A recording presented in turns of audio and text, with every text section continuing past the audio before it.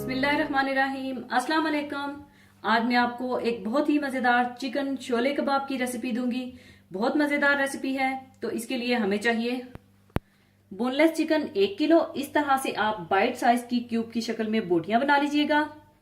और दही half cup, fresh cream 2 table spoon, cheddar चीज 4 table spoon, lemon juice 4 table spoon, अदरक लहसुन पिसा हुआ 1 टेबल स्पून, पिसी हुई हरी मिर्च 1 टीस्पून, भूनकर कुटा हुआ सफेद जीरा 1.5 टेबल स्पून, कुटी हुई लाल मिर्च 1 टीस्पून लेवल करके, और फ्रेश मोटी मोटी दरदरी सी कुटी हुई काली मिर्च 1 टीस्पून, और तंदूरी मसाला 2 टेबल स्पून। आप कोई भी तंदूरी मसाला ले सकते हैं।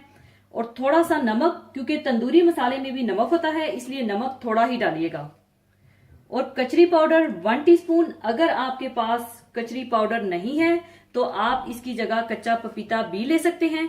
और अगर आप कच्चा पपीता या कचरी पाउडर नहीं डालना चाहते तो बिल्कुल आप इसके बगैर भी बना सकते हैं, लेकिन कचरी पाउडर या कच्चा पपीता डालने से आपके कबाब बहुत सॉफ्ट और जूसी बनेंगे। और इसके अलावा 2 अदद अंडे चाहिए होंगे और सीखें चाहिए होंगी। और अगर आप वुडन स्टिक्स लेना चाहते हैं तो पहले आप इन्हें 15 से 20 मिनट के लिए पानी में डिप कर लीजिएगा। और 1 अदद कोयला चाहिए होगा। सबसे पहले आप चिकन को कचरी पाउडर या कच्चा पपीता या मीट टेंडराइजर लगाकर 15 मिनट के लिए छोड़ दें। और अगर आप कचरी पाउडर नहीं लगाना चाहते तो कोई मसला नहीं है, आप डायरेक्ट चिकन को मैरिनेट कर सकते हैं। तो सबसे पहले मैं कचरी पाउडर डालकर चिकन को 10 मिनट के लिए छोड़ दूंगी।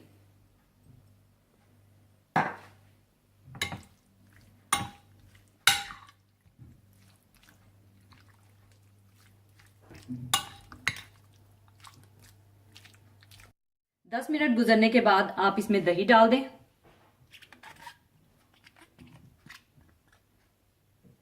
और फ्रेश क्रीम डाल दें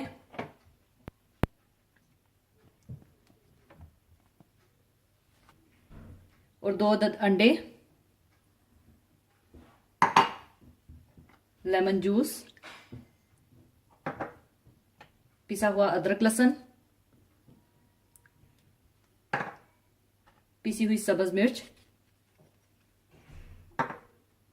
भुना कुटा हुआ जीरा,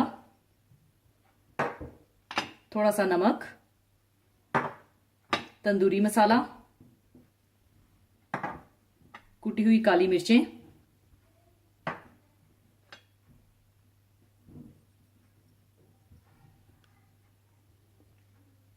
और कुटी हुई लाल मिर्चें डालने के बाद इसमें चेडर चीज डाल दें और इन्हें अच्छी तरह से मैरिनेट कर लें।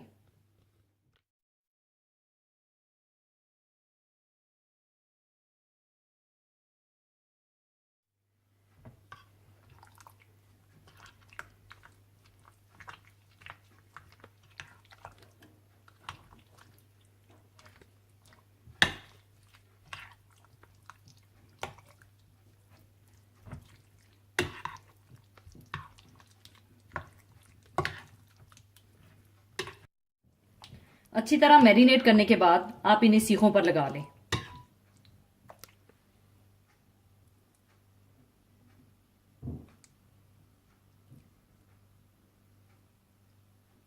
और साथ ही आप इसी दौरान ओवन को भी 230 डिग्री पर प्रीहीटेड कर लें।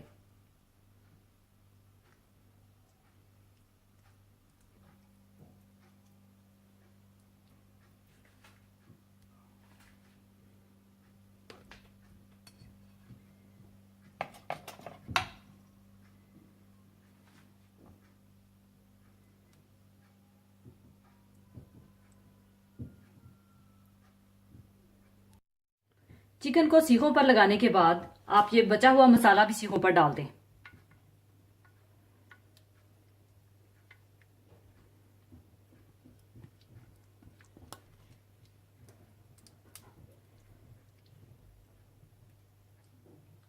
अब आप इसको 230 डिग्री पर बेक कर लें और 15 मिनट के बाद आप सीखों की साइड चेंज कर दीजिएगा। और यहां पर आपको बताती चलूं कि जिनके पास ओवन नहीं है वो इसी तरह से सीखों पर लगाकर फ्राइंग पैन में थोड़ा सा तेल डालकर बना सकते हैं, लेकिन तब आप इसमें अंडा शामिल ना कीजिएगा।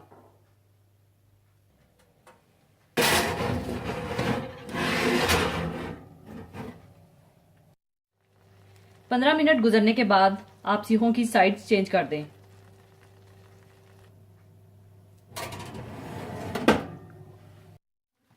पैंतालीस से 50 मिनट बेक करने के बाद आप इन्हें निकाल लें। इसके बाद आप कोयले का धुआं दे दीजिए ताकि इसमें से बारबेक्यू की एक अच्छी सी खुशबू आ जाए। मैंने पहले से कोयला तैयार करके रखा हुआ है, और अगर आप कोयले का धुआं नहीं देना चाहते तो मत दीजिए। ऊपर आप थोड़ा सा तेल डाल दें और इसको ढक दें।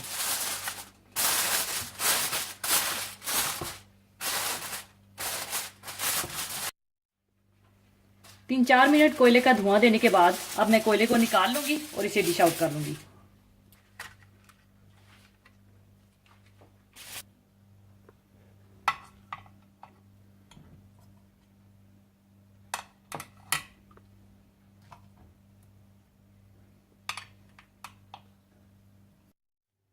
लीजिए, चिकन शोले कबाब तैयार हैं। इसे आप गर्मा गर्म नान या रोटी और चटनी के साथ सर्व करें।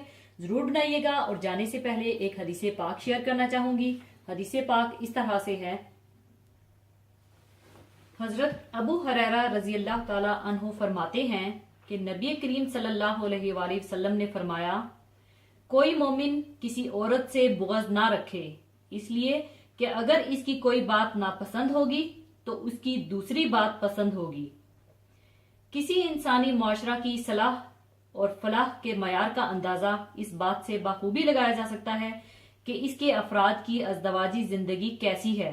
अगर इनके घर सुकूनो आफियत का मरकज है तो वो माशरा बेहतरीन माशरा है। अगर मामला इसके बरअक्स है तो वो बदतरीन माशरा है, चाहे जाहिरी शानो शौकत में उसका कोई सानी ना हो। मियाँ बीवी का एक दूसरे के लिए बाहिमी उल्फतो मोहब्बत होना अल्लाह की निशानियों में से है। फरमाने बारी ताला है, और उसकी निशानियों में ये है कि बनाए तुम्हारे वास्ते तुम्हारी किस्म से जोड़े कि उनके पास चैन है, और तुम्हारे दरमियान में प्यार और मेहरबानी पैदा की। बेशक उसमें बहुत सी निशानियां हैं उनके लिए जो गौर करते हैं। दीने इस्लाम ने मियाँ बीवी में से हर एक को हुक्म दिया है कि वो अपने अपने फ़राइज़ व वाजिबात को पूरा करें और एक दूसरे के हकूक़ को अदा करें। जहां नबी करीम सल्लल्लाहु अलैहि वसल्लम ने अपने फरामीन में शोहरों के हकूक़ बीवियों पर वाज़िया फरमाए हैं, इसी तरह शोहरों पर भी बीवियों के हकूक़ की वजाहत फरमाई है। इस हदीस शरीफ में नबी करीम सल्लल्लाहु अलैहि वसल्लम ने शोहर को बीवी की बाज कमजोरियों और अयूब से दरगुजर करने की नसीहत फरमाई है, और ऐसा करते वक्त वो इसकी खूबियों की तरफ नजर करे, इसलिए कि हर इंसान खूबियों और खामियों का मजमुआ है और हमें हर इंसान को बहसीयत मजमूई ही जांचना और परखना चाहिए। अगर किसी की शख्सियत का सिर्फ एक पहलू सामने रखा जाए तो फिर बात इख्तलाफ और फिर जुदाई तक पहुंच जाती है। सूरह निसा आयत नंबर 19 में फरमाने इलाही है, और इनके साथ अच्छी तरह से रहो सहो। अगर वो तुमको नापसंद हो तो अजब नहीं कि तुम किसी चीज को नापसंद करो, और अल्लाह इसमें बहुत सी भलाई पैदा कर दे। इस आयत में शोहर को यह भी तलकीन की जा रही है कि अपनी बीवियों के साथ हुस्ने सलूक से रहो। एक रवायत में आता है कि आप सल्लल्लाहु अलैहि वसल्लम ने फरमाया, मोमिनों में सबसे कामिल ईमान वाला वो शख्स है जो सबसे बेहतर इखलाक वाला हो और अपने घर वालों के साथ नरमी और अच्छा बर्ताव करने वाला हो। हजरत उमर रजी अल्लाह ताला अन्हो, जिनकी शिद्दत का हाल सबको मालूम है, इनका कौल है कि मर्द को अपनी बीवी के साथ उन्स और नरम मिजाज होने के एतबार से बच्चे की तरह होना चाहिए। हाँ, जब लोगों के साथ हो तो भरपूर आदमी बन जाए। शोहरों को चाहिए कि नबी करीम सल्लल्लाहु अलैहि वसल्लम की इत्तबाह में अपने घर के कामकाज में बीवी का हाथ बटाएं, इसलिए कि नबी करीम सल्लल्लाहु अलैहि वसल्लम अपने घर के बहुत सारे काम खुद किया करते थे। इसी तरह शोहर के जिम्मे बीवी बच्चों का नान नफका की जिम्मेदारी का पूरा करना भी है। इसीलिए अल्लाह ताला का फरमान है, और लड़के वाले यानी बाप पर है खाना और कपड़ा इन औरतों का दस्तूर के मुताबिक। नबी करीम का इरशाद इस सिलसिले में यह है कि औरतों के मामले में अल्लाह से डरो, इसलिए कि तुमने इन्हें अल्लाह की अमान के जरिए हासिल किया है और इनकी शर्मगाहों को अल्लाह ताला के कलमे के जरिए हलाल किया है। तुम पर इनके नान नफका और कपड़े की दस्तूर के मुताबिक जिम्मेदारी है। इस सिलसिले में बाद उलमाए इकराम की राय ये है कि शोहर घर के खर्च के अलावा एक रकम बीवी को जेब खर्च के लिए भी दे और इसमें इसको खुद मुख्तार कर दे ताकि वो अपनी मर्जी और खुशी से इसको खर्च करे। इन्हीं हकूक में घर के मामलात में शोहर का बीवी से मशवरा करना भी दाखिल है। इसलिए नबी करीम सल्लल्लाहु अलैहि वसल्लम का इरशाद है, औरतों से उनकी बच्चियों के मामले में मशवरा कर लिया करो। इसी के साथ मैं आपसे इजाजत चाहूंगी। अपना बहुत ख्याल रखिएगा, दुआओं में याद रखिएगा। अल्लाह हाफिज।